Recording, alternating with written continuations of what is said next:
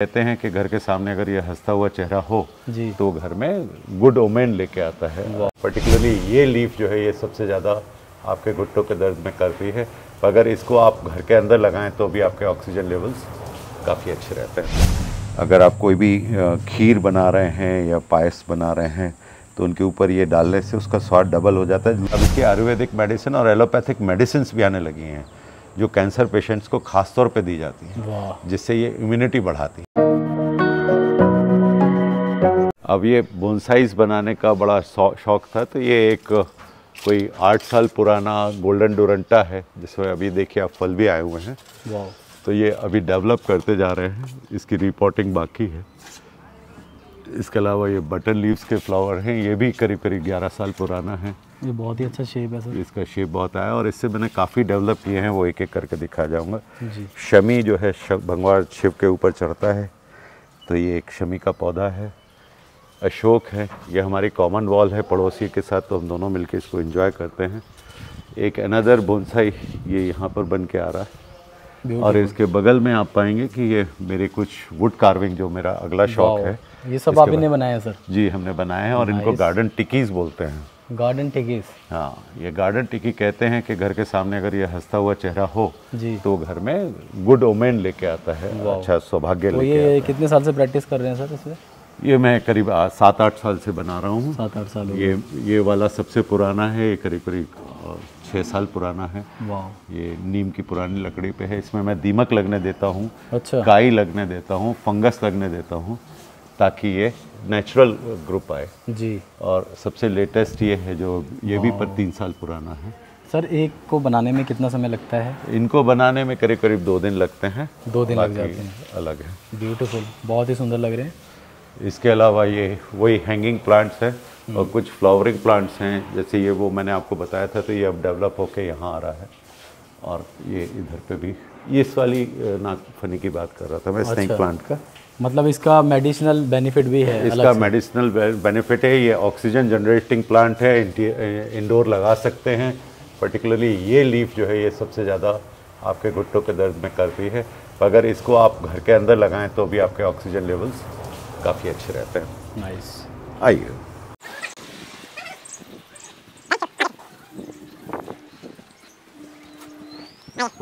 कुछ लेमन, ये सारे जो हैं कहीं बाज़ार से ख़रीदे हुए बीज नहीं है। मेरे घर में ज़्यादातर मेरे हाथ के डेवलप किए हुए सीड्स ही यूज़ करता हूँ मैं, और कोशिश भर यही करता हूँ कि ये हमें बाहर से ना ख़रीदा जाए।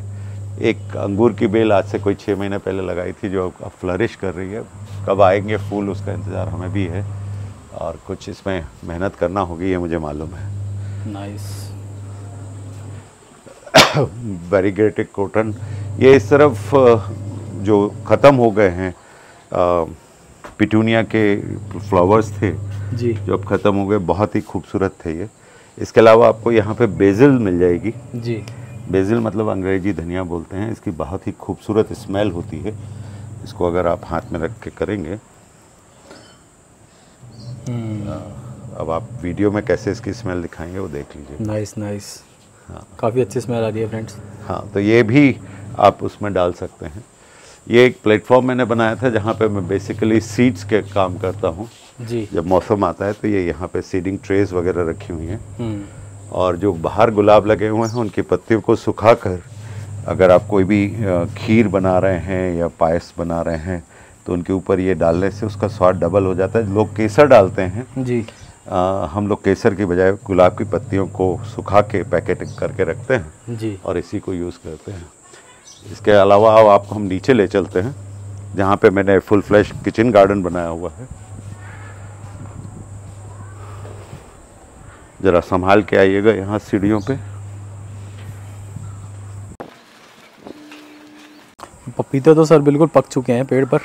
ये पपीता करीब करीब मैं इसमें से 500 पपीते दोनों पेड़ों से मिला के ले चुका हूँ। 500 पपीते? हाँ, अब ये सेकेंड ग्रोथ आना शुरू हुई है। तोड़ लीजिए। बहुत ही सुंदर सर, ज़बरदस्त। ये मालवा वाले पपीते हैं जिसको डिस्को पपीता कह के भी बेचा जाता है। अच्छा।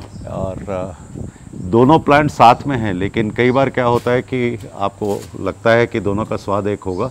अच्छा। पर ऐसा नहीं है। आप किस तरह से उसको डेवलप कर रहे हो उस पर डिपेंड करता है। आपके राइट साइड वाला पपीता बहुत मीठा है। अच्छा। और लेफ्ट वाला पपीता हम खीर और हलवा बनाने के काम में ज़्यादा लेते हैं। अच्छा, उसका मिठास कम है। उसकी मिठास कम है। उस तरफ भी एक लगा हुआ है, ला के दिखाइए भैया को।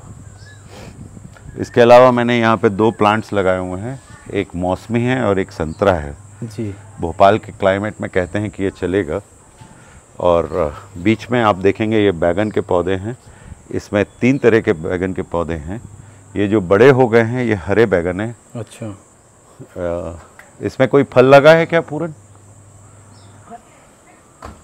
देख के अगर फल लगा हो तो दिखाओ भैया को। अभी इसकी फ्लावरिंग शुरू हुई है। इसको भी ट्रीट करने की आवश्यकता होती है, जिसके लिए हम नीम खली और नीम के तेल का उपयोग करते हैं। हम कभी भी कोई भी इसमें आर्टिफिशियल पेस्टिसाइड्स नहीं यूज़ करते हैं। ये एक कुम्हड़ा है, इसके बगल में तोरी चल रही है, वहाँ खीरा लगा हुआ है। ये सब पास इसलिए लगाए हुए हैं कि एक ही उस पर सब चढ़ सकें जी। इसके अलावा लोबिया लग के आ गया है, जिसको आप बरबटी कहते हैं। इस बार प्याज का सभी जगह नुकसान हुआ, मुझे भी नुकसान हुआ। मात्र 6-7 पौधे बचे हैं जी। उनको अभी हमने तोड़ा निकाला नहीं है। इसके साइड में अगर आप आएंगे तो बहुत सारी ऐसी देसी भाजियाँ होती हैं जो मार्केट में कम ही मिलती हैं जी। ये लीजिए। ये देखिए पपीते तोड़ के ले आए हैं भैया, बिल्कुल पीले, बिल्कुल तैयार। नाइस। रखे हो पीछे सर मैं देख रहा हूँ आपने बेल लगाने के लिए बहुत ही अच्छा सेटअप तैयार किया हुआ है। ये हालांकि यहाँ इस जगह पे हवा बहुत आती है पीछे खुला होने के कारण जी। तो जैसे ये मुनगा है जिसको ड्रम स्टिक्स बोलते हैं। वाह। ये भी मैं बता दूं इसकी मेडिसिनल वैल्यू सभी प्लांटों से सबसे ज़्यादा है। हम लोग जो कहते हैं ना कि आप विदेशी फल खाइए ऑक्सीजन, और एग्जॉटिक फ्लावर्स में ये जैसे हमने अभी इसकी कटिंग करके पत्तियां सुखा ली हैं जी। और उसको कसूरी मेथी जैसा हर सब्ज़ी में दाल में डालते हैं। इम्यूनिटी बढ़ाने के लिए मोरिंगा लीव्स या मुनगे की पत्तियां सबसे बेहतर दुनिया में चीज़ मेडिसिन है। और अब इसकी आयुर्वेदिक मेडिसिन और एलोपैथिक मेडिसिन भी आने लगी हैं जो कैंसर पेशेंट्स को ख़ास तौर पे दी जाती हैं, जिससे ये इम्यूनिटी बढ़ाती हैं। हम एक इसकी वो खा चुके हैं, एक फसल खा चुके हैं जिसमें पहली बार 12-13 मुनगे के हुए थे, ड्रम स्टिक्स हुई थी। इसके पीछे आप देखेंगे ये डेवलप किया हुआ है बीज से, ये रत्नागिरी आम है और वो वहाँ पर लीची का पेड़ है जो चल रहा है। बीच में अभी टाइम बीइंग के लिए भिंडियाँ लगी हुई हैं और मेरे घर के लिए इसमें 3-4 दिन में मिला के भिंडियाँ हमें काम आ जाती हैं। ये कुल्फ़ा की भाजी है, खट्टी भाजी बोलते हैं, जिसकी कढ़ी बहुत अच्छी बनती है। ये मार्केट में बहुत कम मिलती है, जिसको हमने डेवलप किया हुआ है। बीच में बीन्स भी लगी हैं। ये बीच में चौलाई आ गई है, अब आ जाएगी कुछ दिनों में। पीछे शिमला मिर्च लगी हुई है जिसको वाइट पेपर, रेड पेपर और येलो पेपर बेल पेपर बोलते हैं। सीज़न जा चुका है। यहाँ पे आप देखेंगे कुछ लौकियाँ लटकी हुई हैं। वाह, अरे वाह, ज़बरदस्त साइज़ है सर। हाँ, और ये इनका भी एक नियम है जी, जो हमारे भाई बहन लौकी डेवलप कर रहे हैं जी। लौकी के बारे में कहा जाता है, जैसे मैंने पहले भी कहा, लौकी के फूल सवेरे 7 बजे से लेकर के 10 बजे तक ही खुलते हैं। इनको आइडेंटिफाई करना कि कौन मेल है फीमेल है, यह सबसे ज़्यादा ज़रूरी होता है। जैसे अब आप देखोगे यहाँ पर हटना पूरन, ये मेल फ्लावर्स हैं। मेल फ्लावर्स जो है ये स्टिक के ऊपर होता है, ठीक है। और ये फ्लावर जो है ये पहली, दूसरी और तीसरी ब्रांच में सबसे ज़्यादा होता है। इसमें आपको फीमेल फ्लावर्स कहीं नहीं दिखेंगे, ये पहली ब्रांच है। तो इसको लिमिट करके फीमेल ज़्यादा करने के लिए सबसे ज़्यादा ज़रूरी होता है कि इसकी टिप को आप तोड़ के अलग कर दें। अच्छा।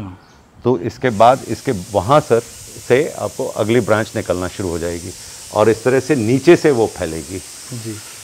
और ये देखेंगे आपने, मैंने यहाँ तोड़ दिया था तो यहाँ पे ये फीमेल फ्लावर आ रहा है। वाह, ठीक है। जहाँ नहीं तोड़ा है वहाँ केवल मेल्स ही दिखेंगे जी। तो ये पुरानी ब्रांच थी, इसके कारण इसमें हम लोग 3-4 लौकियाँ खा चुके हैं, 2 अभी भी लगी हुई हैं और पीछे छोटी छोटी बत्तियाँ लगी हुई हैं 7-8। लौकी और कुमड़े में पानी कम दिया जाता है, अगर कोई पानी ज़्यादा देगा तो ये बत्तियाँ सूख के गिर जाएंगे जी। इसके अलावा ये पालक है, धनिया है, वहाँ चौलाई है, करेला फूटना शुरू हो गया है। तो धीरे धीरे समय के साथ साथ ये सब डेवलप होता जाएगा। तो जब ये करते हैं तो इसके बाद फिर आपने पूछा था मेरे और क्या शौक़ हैं, तो फिर मैं आपको अगली जगह लेके चलता हूँ जी। अब थोड़ा बागवानी से हट के बात करते हैं जी। तो बागवानी के साथ साथ एक बहुत आवश्यक चीज़ जो मेरे शौक़ में है वो है वुड कार्विंग, जिसके सैंपल्स अभी आपने ऊपर देखे थे। पूरे ऊपर से पानी लिया ठंडा। तो ये मेरी वर्कशॉप है जहाँ बैठ के मैं काम करता हूँ और ये कुछ पीसेस तैयार हो गए हैं। वाह, ठीक है, अमेजिंग सर। ये कब से कर रहे हैं आप इस पे काम अभी? ये मैं पिछले 6-7 साल से काम नहीं, कर रहा हूँ। पर्टिकुलर ये जो भी आपने बनाए हैं? ये तो धीरे धीरे कब के होता है। अरे वाह, ये देखिए फ्रेंड, छोटे से में आपको छोटे से में आपको बहुत कुछ मिलेगा। वाह, ज़बरदस्त। ये रखो अलमारी में।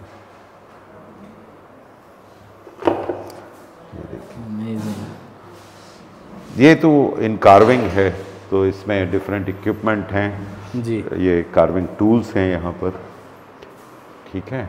इसकी पेंट शॉप है, ये हमारा स्टूडियो लाइट्स हैं। इसमें जब कभी वन साइडेड या फिर आपको डबल साइडेड चाहिए हो तो डबल साइडेड लाइट।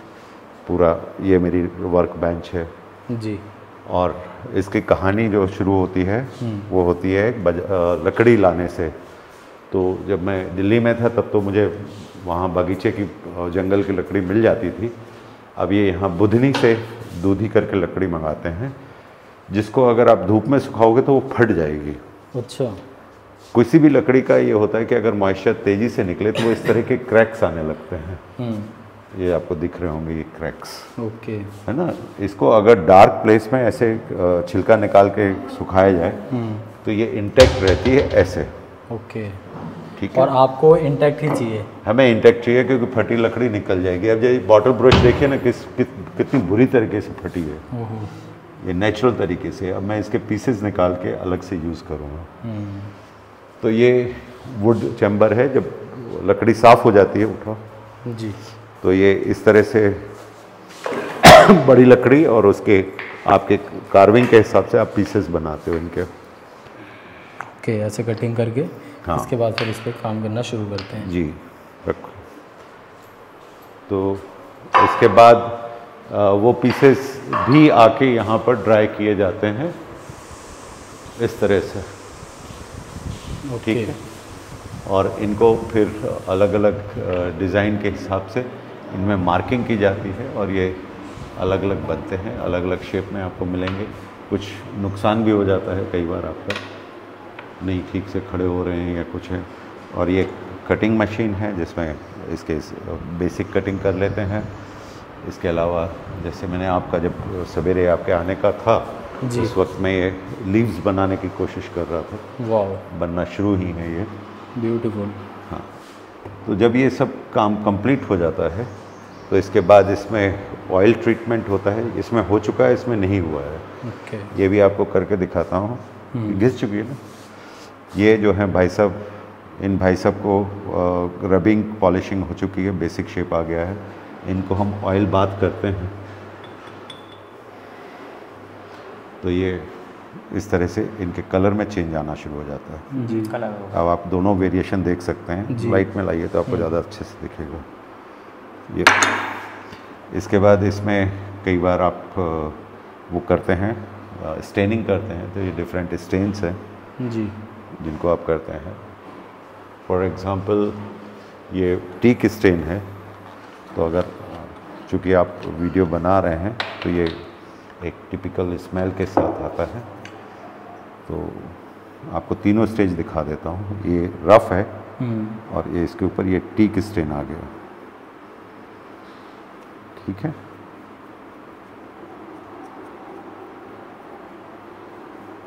तो इसका कलर कम्प्लीटली ये नेचुरल शेड आ जाएगा इसमें और इससे वुड ग्रेन्स भी आपको विजिबल हो जाएंगे।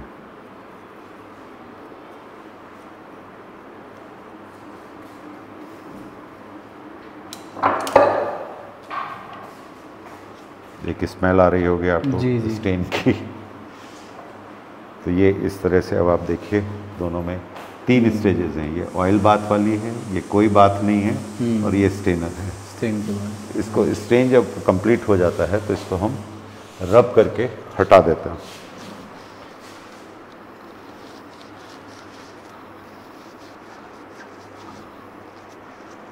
ठीक है, जो एक्सेस है वो निकल जाता है जी।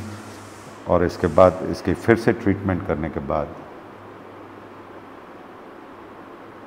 खड़े हो जाओ भाई, वहाँ तिरछा है वो स्लोप। ब्यूटीफुल। ठीक है, इसके बाद आइए, जब ये कंप्लीट हो जाते हैं तो इनको हम डिस्प्ले में ले जाते हैं, और डिस्प्ले के लिए यहाँ पर एक कमरा बनाया हुआ है। इस कमरे में आपका स्वागत है। Thank you so much. मैं एग्जीबिशन हॉल बोलता हूँ। वाह। और यहाँ पर सब तरह के बने हुए, पिछले 7-8 साल से जो बने हैं,